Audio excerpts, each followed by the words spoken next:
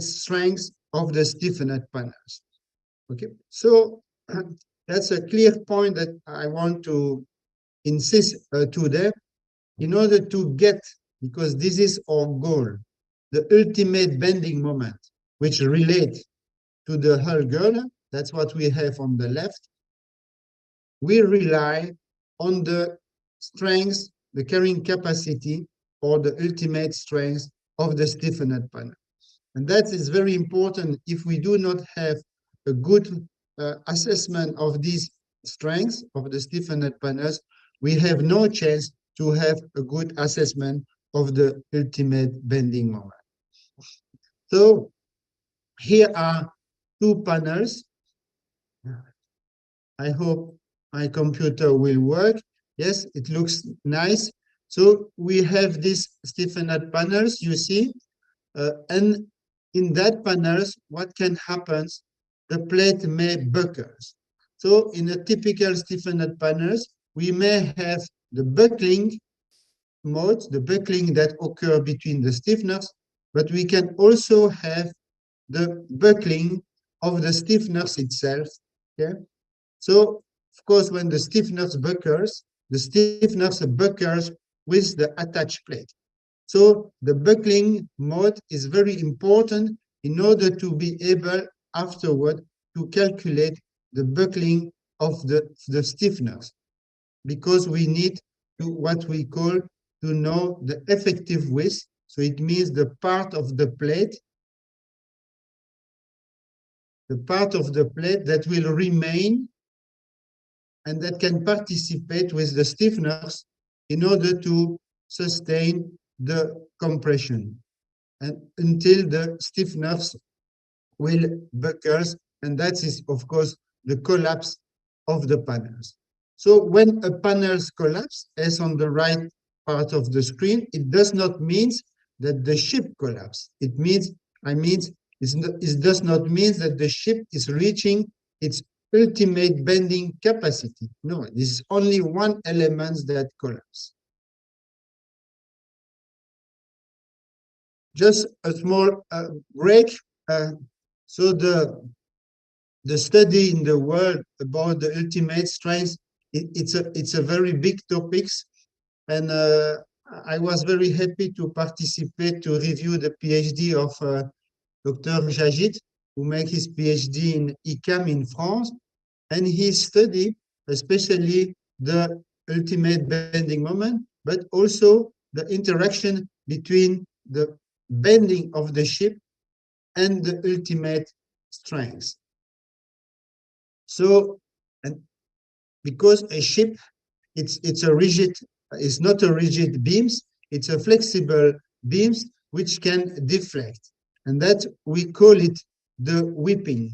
So what you have in front of you in black is the typical, I would say, wave bending moment with the times, okay? But you can see that this can be in some way amplified due to the whipping of the structure.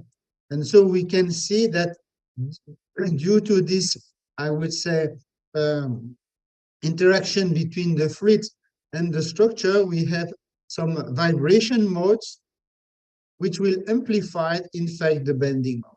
So that shows also a kind of uncertainty, because it is very difficult to anticipate these whipping scenarios or whipping additional contribution to the hull girder bending moment. Here are some views of the vibration mode of a hull girder, which may affect these whipping phenomena, and which may affect also the hull girder, the ultimate bending moment.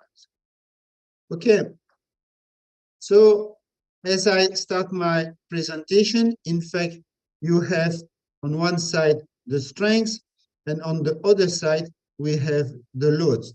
So in red is the strength, in blue is the loads, and we see that the average value of these two curves show that the strength is always larger than the loads. But in the lower part of your screen here, there is a small area where we realize that due to the uncertainties, we may have a higher load than, I would say, than the average. And maybe if the ship, for example, due to corrosion, lack of maintenance, or whatever, maybe whipping, we may have a smaller strength, and then the load became larger than the strength. And that means that there is a small probability that we reach this ultimate bending moment, as the picture here shows it. So, as I said, I will go with you and try to explain to you the process to perform what we call a progressive collapse analysis using the Smith methods. Here is our goal. So on the left is our midship section, and on the right, we would like to have a curve, and we call moment curvature. So horizontally is the curvature, so the angle of rotation. You remember in the beam theory, and a ship fit basically with the beam theory, we consider that the transverse section remain plane. And that's one of the main hypotheses of the progressive collapse analysis of, of Smith. So we, considering the hogging or the sagging, we will have a curve like that. And here it's a little bit academic view, but I would say the real curve are basically the curve D. We have a linear zone, and then we reach the maximum value, and then we have the collapse, or we call the post-collapse. And that can occur in hogging, and that can occur in sagging. Of course, when we are in hogging, this is basically the bottom part of the ship that collapse in compression. If we are in sagging, this is mainly the upper part of the ship, the deck, that will collapse in compression. So that's why we have two curves which are different, as the deck and the bottom are not the same. Of course, here on these diagrams, we have the different approaches. Of course, the A is a completely elastic structure. We know that it cannot happen. The B and the C are basically based on the B is a fully elastic plastic without buckling. The C is with the buckling, and the D is the real one, because after the buckling, we will have the post-collapse and a reduction of the strength. Okay? So I like sometimes to take my pen and my color pen to explain the thing.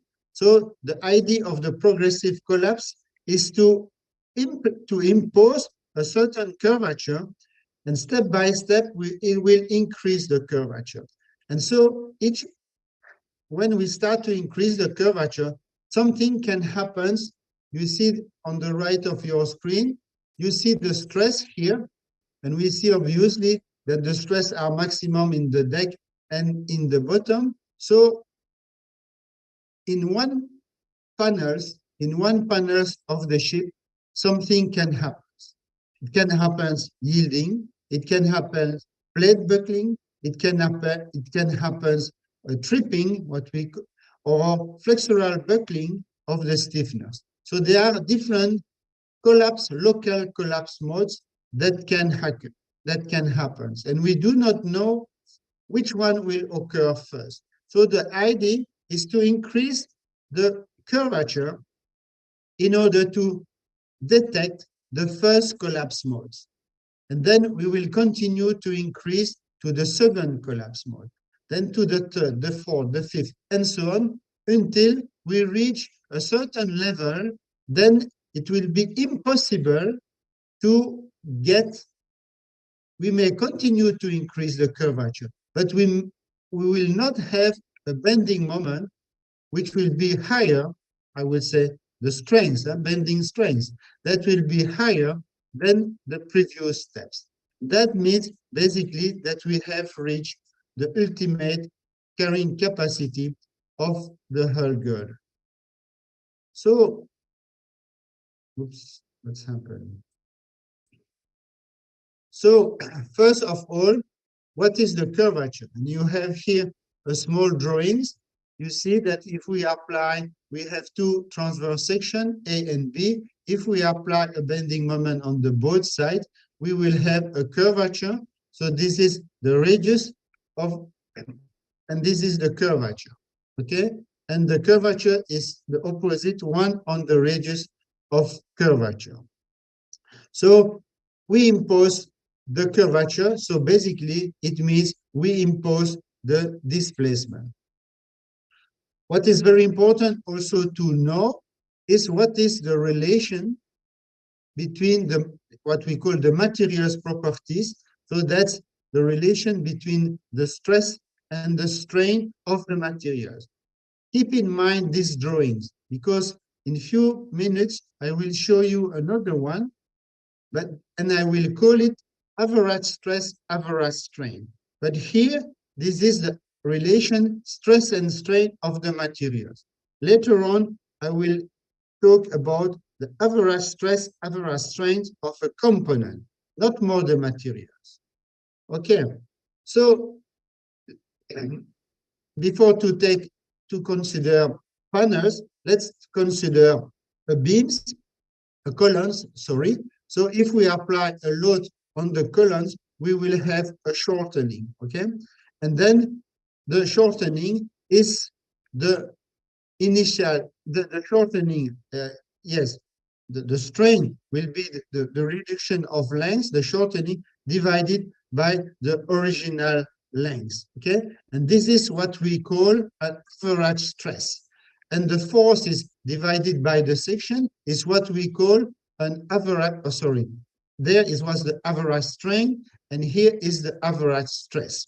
So we see that for the materials, we have a relation between the stress and the strain, but for a component, we have a relation between the average strain and the average stress. And we can do the same, in fact, for a beam columns, for a stiffened panels. When we apply the compression, we may also have a curve like that. And this curve is a characteristic of the stiffened panels. And this is really the heart and the heart of the calculation of the ultimate bending moment. So these curve, average stress, average strain, are most of the time developed or assumed to be like that. In tensile, of course, we consider to have a linear plastic behaviors. So when we reach the yield stress, we have this long elongation. But in compression, we may have some event which can be plate buckling, stiffness buckling, tripping, or whatever. And then the shape of this average stress, average strain will be like that. And so we see that the maximum of that curve is what we call sigma u, and sigma u is the ultimate strength of the component. Of here, this is what we call a beam columns. It could be a cylinder, but in our case, it's a plate with a stiffened panel, a stiffness which is attached to the plate. Okay, so the top of the curve here is a sigma u, is the ultimate strength of the columns, which is smaller. It can reach the yield stress, but usually it's smaller than the yield stress. This is the behaviors in compression. And that can include some yielding and some buckling. Probably you remember that we can have elastic buckling or plastic buckling. Here, obviously, as we go to the collapse, we will reach at the end a plastic buckling. So that's the stiffened panels. That could be a deck elements, that could be a bottom elements, a side shells element, that could be the, I will say, the inner bottom of a double bottom. Okay, that's any component of our midship section. And then we will make an assumption in order to model that and to calculate the average stress, average strain of these stiffened panels. which is not so easy, we will make a simplification and we will only analyze what we call a beam columns. So a beam columns is composed of a plate, the attached plate with the stiffeners, okay? Keep in mind the wording attached plate because later on we will talk about the effective width of the plate, okay? That's the real plate which is working with the stiffeners, but in case of buckling, only a part of the plate will work with the stiffeners. So first, let's review the different, I would say, failures that can occur in the stiffened panels. And I repeat, this is the stiffened panels, and we will replace it by a beam columns. So what we can have, for example, yielding. Okay? If you have a thick elements, it will not buckle, it will yield. Most of the times, the plate here will buckle. So that's we have the plate buckling. It's a first, I would say, the first modes or the first steps toward the collapse. So most of the ship structure are a slender plate. So first we have the plate buckling, and then we have the stiffeners buckling. And in the stiffeners buckling, the typical one is what we call the flexural buckling modes. Okay, typically a typical buckling mode, but we may have also some local buckling like the tripping. And then there is another one. This is what we do not like. This is what we call the gross buckling. I will show a picture. That's the gross buckling. So the gross buckling, it's a stiffened plate, which include, of course, the longitudinals, but also a series of frames. And then we have a buckling of the entire deck. Okay? And this gross buckling is a major problem because it does not fit with our hypothesis. Because our hypothesis, we said that we want to assess the ultimate carrying capacity between two frames. But if this gross buckling occurs, obviously the frames buckles or fails with the other elements. And we would like to keep it rigid because we say in some way the frames will be rigid enough to avoid this gross buckling mode. Hopefully, the classification society usually impose you some rigidity modules for the frames, and in order to be sure that the frames will support the stiffeners and the buckling of the stiffeners will occur between two frames and we will never have a gross buckling. Okay, so this is just a summary of what I said. The first mode, plate buckling. Second, okay, that's the typical equation of the plate buckling. We call it the buckling coefficient, which will depend of the boundary condition, simply support it or clamp, and so on. I will skip that one. Then we have here what we call the flexural buckling modes. Okay, so it's really buckles like a columns. And at the bottom, you have the tripping, or also called lateral torsional buckling. We may avoid this torsional buckling by adding some brackets. So if you add some brackets, at that time, probably the collapse will occur according to the traditional flexural buckling modes. This is a method that's proposed by Owen Hughes in order to calculate the failure modes of stiffened panels in compression with interaction with the lateral pressure. But I do not have the time to go in the detail today. Okay, and that's the gross buckling. So now I come back to this average stress, average strain curve, which is the result of the models of the stiffened panels or the beam columns, because we will replace the stiffened panels by the beam columns. And that's we have to get this average stress, average strain curve.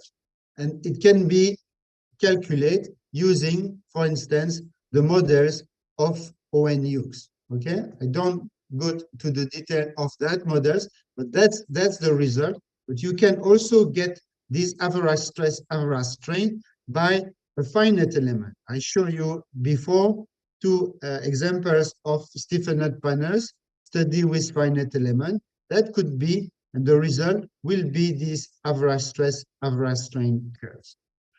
Okay, so we arrive now, come back to what is our goal. The goal is to get this relation between the moment and the curvature.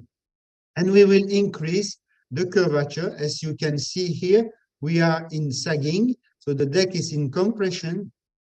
So probably the deck will fail by buckling, and probably the bottom may fail or may not fail, but if it fails, it will probably fail by yielding. So we will start to increase the curvature. So it means we increase the angle, what we call the curvature.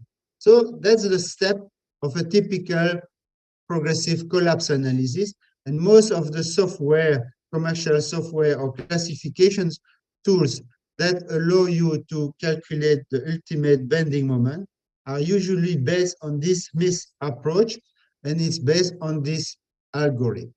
So what you have to do, first, of course, you have to model your structure and to decompose your structure in a certain number of elements we call beam columns.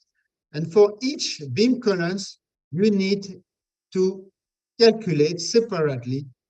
I call it very often, this is the ID card, okay, or your passport card. Each of us, we have a passport card, and that represents the characteristic of these beam columns. And this is not called an ID card, it's called an average stress, average strain curve, okay? So we will fix at the beginning a curvature. From the curvature, we need to calculate the strain. From the strain, we calculate the stress. From the stress, we will integrate the stress, and then we will get a moment. So for a given curvature, we get a moment. Then we will increase the curvature, and we get a new moment. And this is a loops. This is why we call a progressive collapse analysis. And of course, when we reach the maximum of the curve, we can say, okay, guys, we have the maximum carrying capacity of the ship. Okay, let's go a little bit in detail. David, if I'm too long, tell me. Probably still another No, for 5 me it's minutes. okay, and the rest of the group, I think it's okay. So please go ahead. Thank you.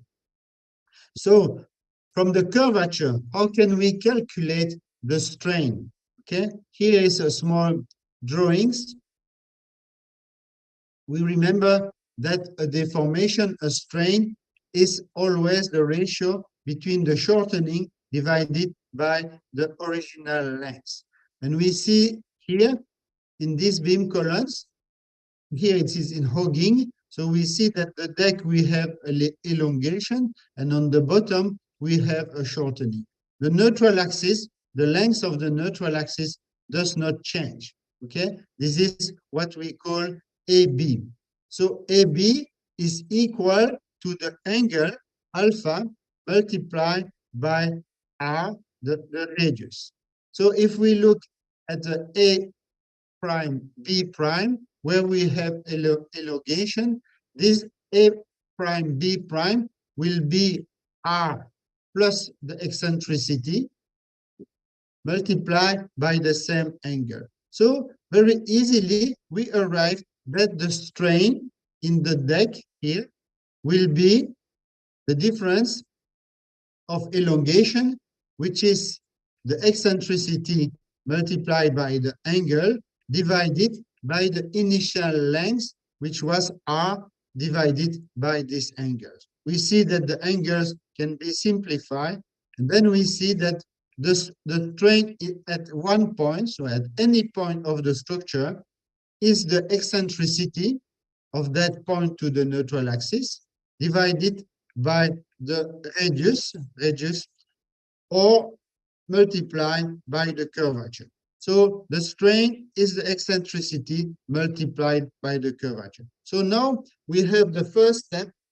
We've imposed the curvature, so we can calculate at any point of the structure the strain. When we have the strain, okay, this is an explanation, we have to calculate the eccentricity of different points, and of course different points will be associated to different strain. So you know all the Hooke law. The Hooke law is the relation between the strain and the stress. But here we cannot rely on the Hooke law. Why? Because we are not more in a linear behavior. Because the panels here will buckle. Okay, so we have a non-linear behavior between the average stress and the average strain. So we need to calculate, that's what I explained you before, by finite element, for instance, or by any analytical methods or models.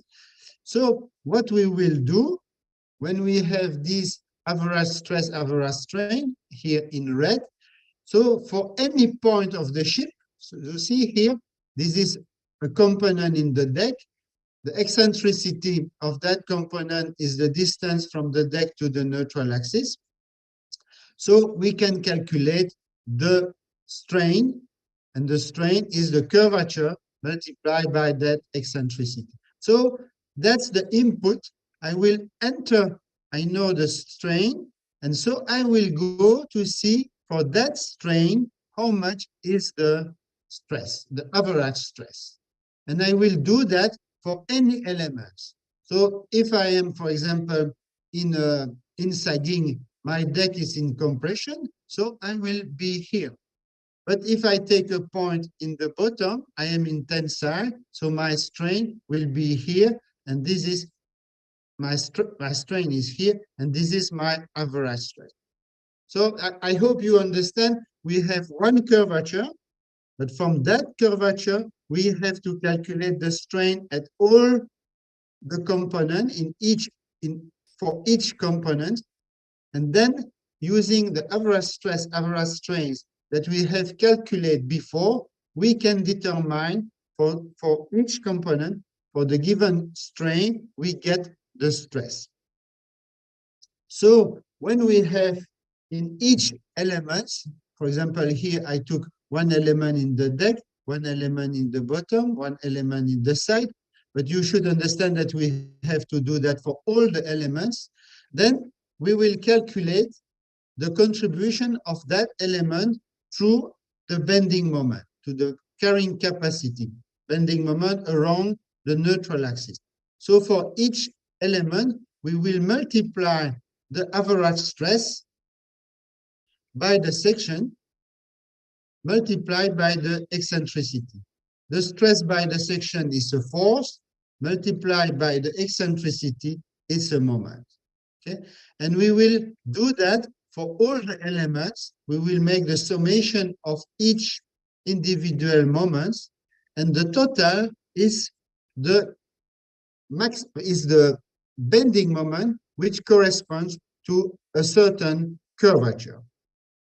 And then we will have to do that several times until we are able, for the first curvature, the second curvature, the third curvature, we will each time get a moment.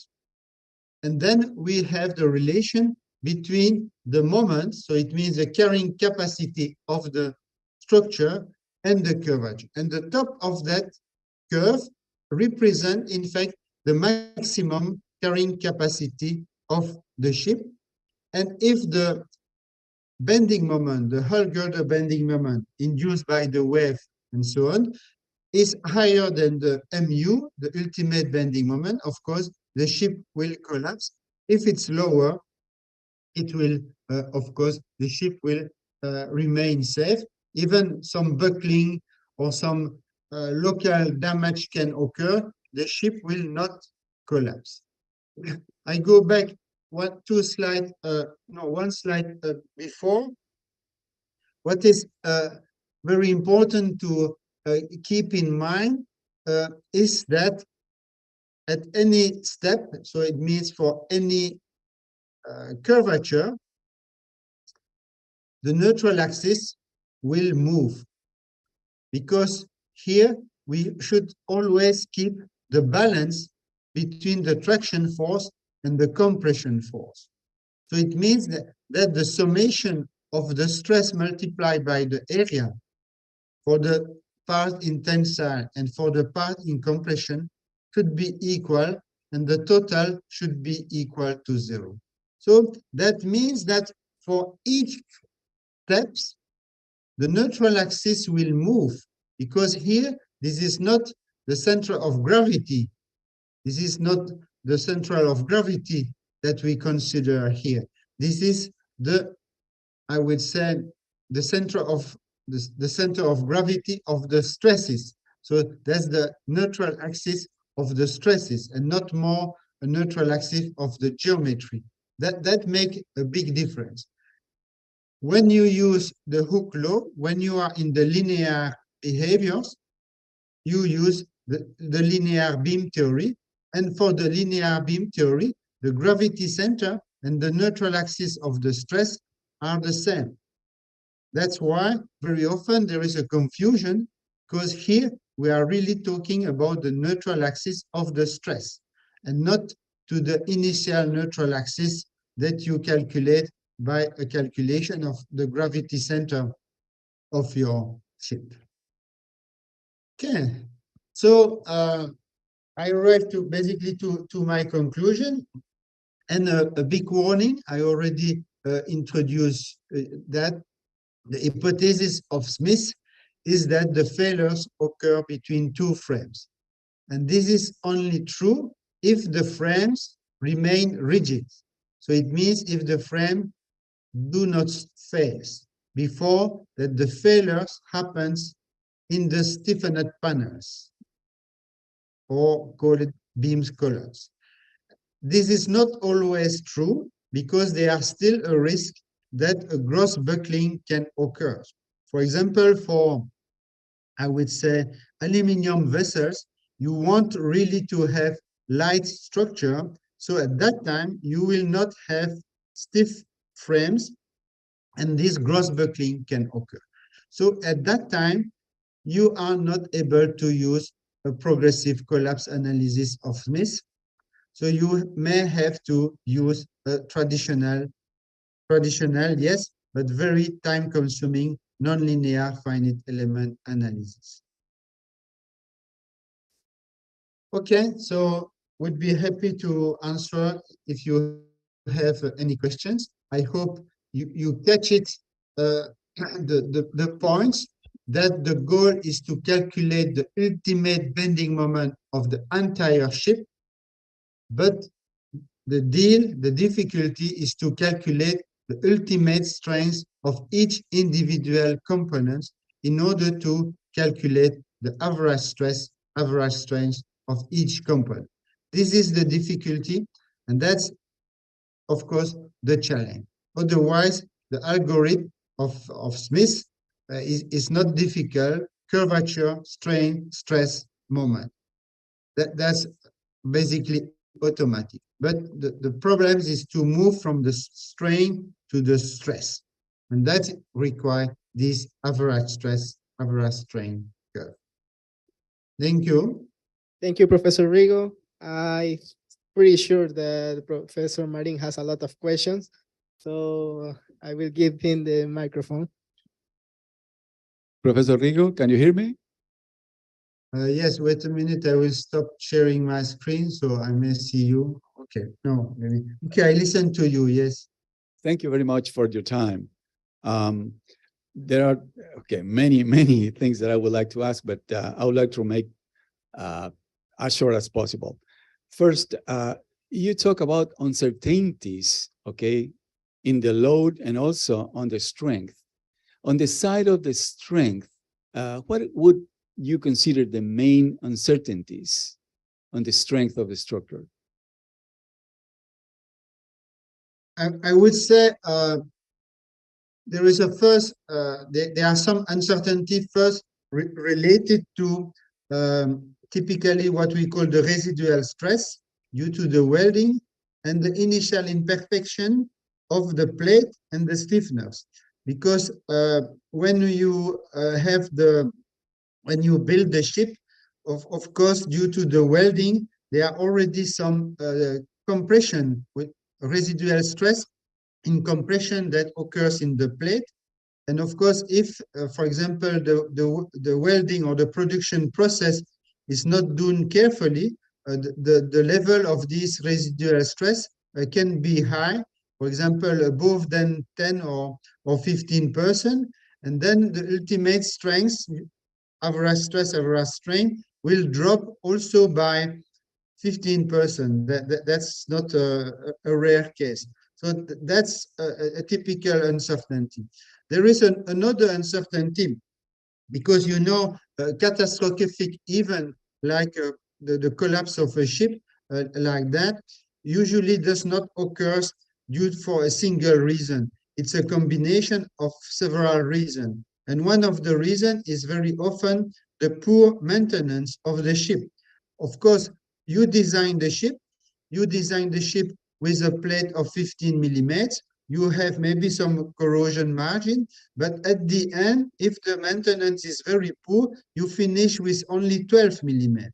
And then, of course, a plate of 12 millimeters will buckle faster, so it means you reduce the carrying capacity of the component and you reduce the ultimate bending moment. So that, for me, these are the two major sources of uncertainty. One is typical from due to the production, and the second one is linked with the maintenance.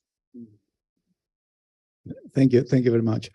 When you presented your final element modules, one of the main problems for us are the boundary conditions. When you analyze each one of these pieces, stiffened panels, you consider simply supported on the edges, or?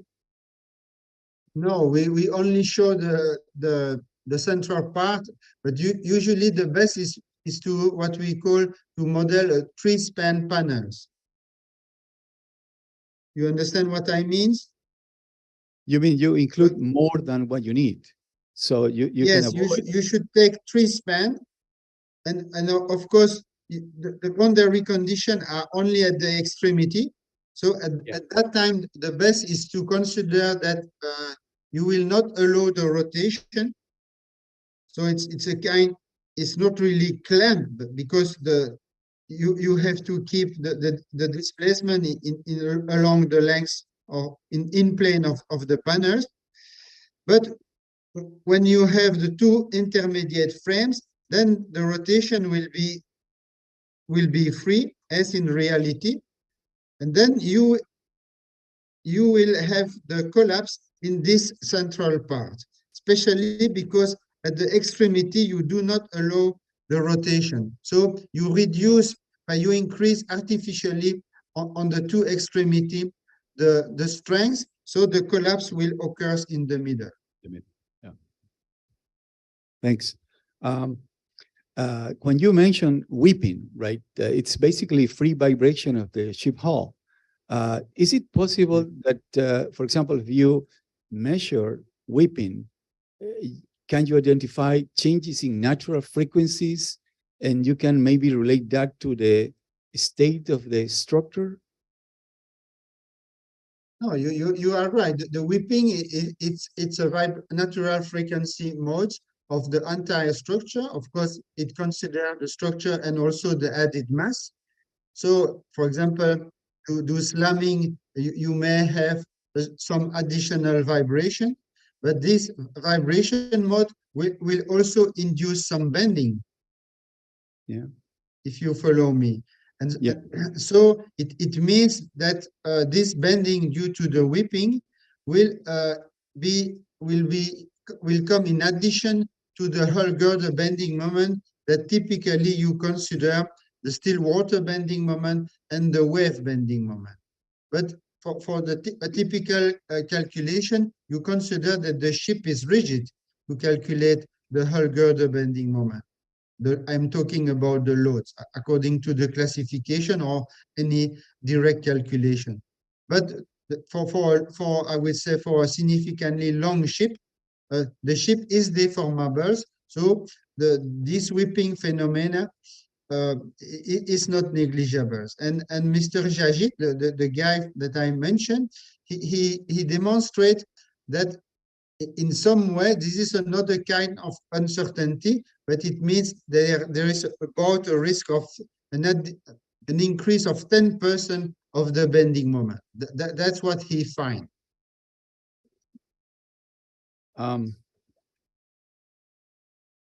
Is it clear? Yeah, thank you very much. As I understood correctly, if I understood correctly, the procedure that you explained to us, it starts by identify pieces of the section, right? Reinforced panel. Yes.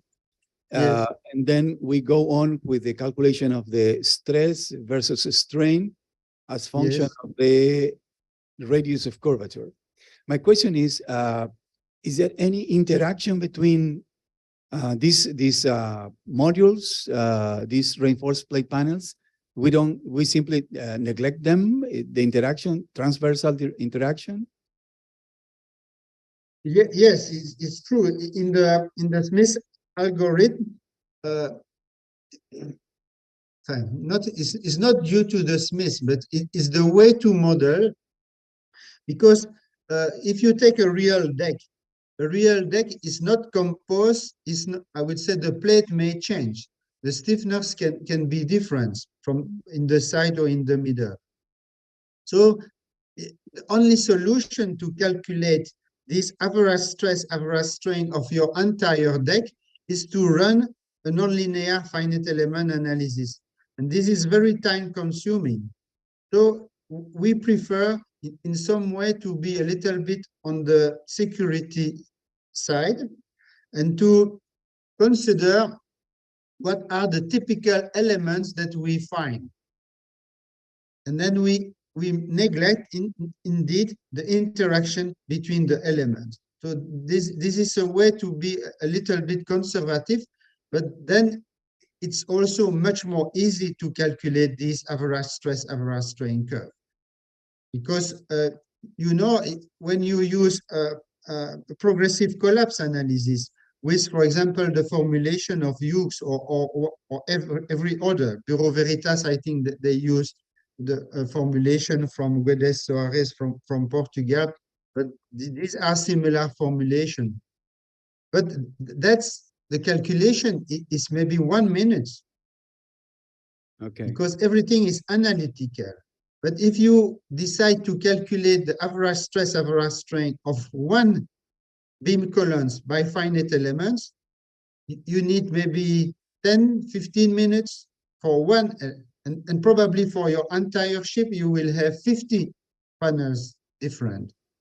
So you need, you see, it's a pragmatic aspect. If you want really high accuracy, okay, try to do it with more advanced calculation, finite element, but then I will tell you how much will be the residual stress that you will consider for your calculation. Because you don't know, you are at the design, you don't know where the ship will be built. How much will be the initial imperfection? So you see, if you have the most advanced finite element, but you are not able to know what will be the data, I'm not really sure that you will be so more accurate than what I explained here. Thank you. Finally, this method that you mentioned, Smith method, it's quite close. Is it from Professor Paik's method? Is it? The method of Paik, I call it Paik. Paik is a little bit simplified because Paik, in his methods, he assumed the stress distribution which corresponds to the failure, to the ultimate bending moment. So in some way, I know quite well John Paik and his methods.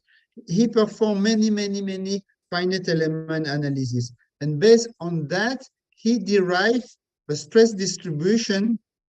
Typically, for example, if you are in hogging, he will say that the deck reach yielding, that the side shells and the upper side shells will reach yielding, the bottom reach the buckling, so it means their ultimate strength, and a part of the side shells close to the deck also reach this ultimate strength of the component.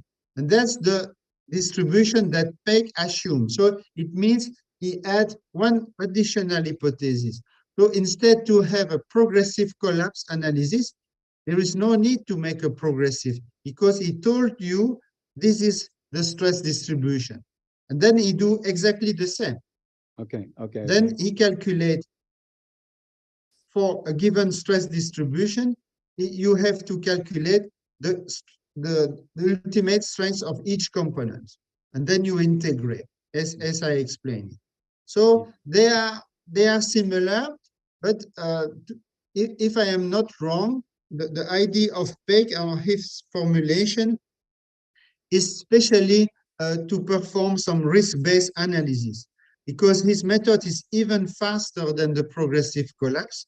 So he can really run thousands or millions of simulation, especially if you want to assess the uncertainty, because you have a lot of uncertainties, as we said. So classification society may use his method in order to try to assess the global uncertainty on the ultimate bending moment. Thank you very much. I won't take more of your time. Thank you very much. No, welcome. Is there another question from the audience, please? I don't know, by Zoom, someone want to ask something? No one? Okay, so let me say thank you, Professor Rigo, for everything, for your time. And we appreciate all the presentation that you give us. So thank you. I don't have any more. No, welcome. Thank you. It was my pleasure. And I hope to see you again, Professor. Yes, I hope so. I hope we have a chance to go in Ecuador, in Guayaquil, maybe one day soon. Yes, of course. We'll see. You'll be well invited here. Okay. It will be a pleasure Okay. for us to have you here. Thank you very much Yes. again. Okay. So Goodbye and good continuation to Epsol and to all of you. And welcome also in Belgium if you have the chance. Bye. Goodbye. Bye.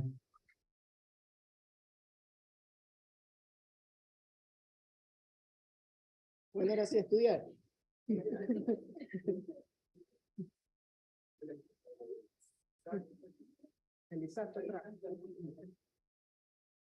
Matrices y marcación de que se comprueben considerando eso. Sí,